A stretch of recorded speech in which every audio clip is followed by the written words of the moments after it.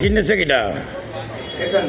হ্যাঁ হ্যাঁ, কাগজপত্র সব করে ওনার সাথে ভাই আমাকে ভাই যেটা করতেছে এটা আপনার মিল নেই।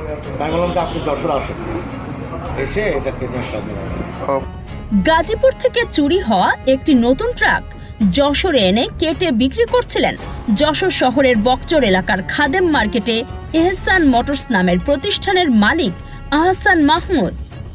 এ সময় হাতে নাতে ধরা পড়েন তিনি। প্লেটটা যেমন ছোটো ভাই কাছে দেন তো, নাম্বার প্লেটটা দিন। গাড়ির মালের অংশগুলো এই জায়গা।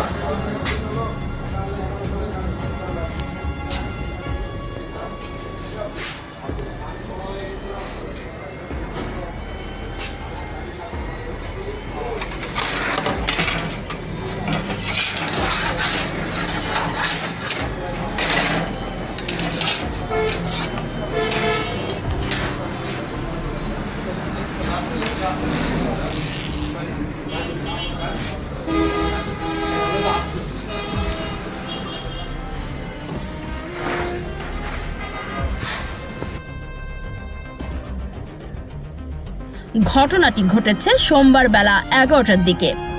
ইফাদ অটোসের senior executive officer Kamrul Islam জানান, গাজীপুরের ব্যবসায়ী মোহাম্মদ রোকনের মালিকানাধীন 14 টনের ট্রাকটি 3 দিন আগে চুরি হয়। ট্রাকটি ইফাদ অটোস থেকে কিস্তিতে কেনা হয়েছিল এবং এখনও কিস্তি পরিশোধ চলছিল। অনুসন্ধানের অংশ হিসেবে যশোরে খোঁজ নিতে এসে তিনি দেখতে পান ওই ট্রাকটি কেটে টুকরো করার কাজ চলছে। চ্যাসিস নম্বর যাচাই করে নিশ্চিত হন এটি চুরি হওয়া ট্রাক।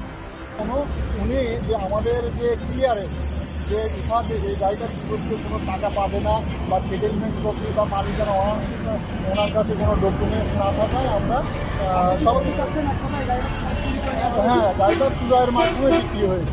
যে কোনো সিন্ডিকেট বা চুরাইয়ের মাধ্যমে গাড়িটা বিক্রি হয়ে এখানে আসছে। সেই অবস্থায় গাড়িটার বডি বিচ্ছিন্ন হয়ে অন্য জায়গায় হয়তো বিক্রি হয়ে গেছে। এখন আমরা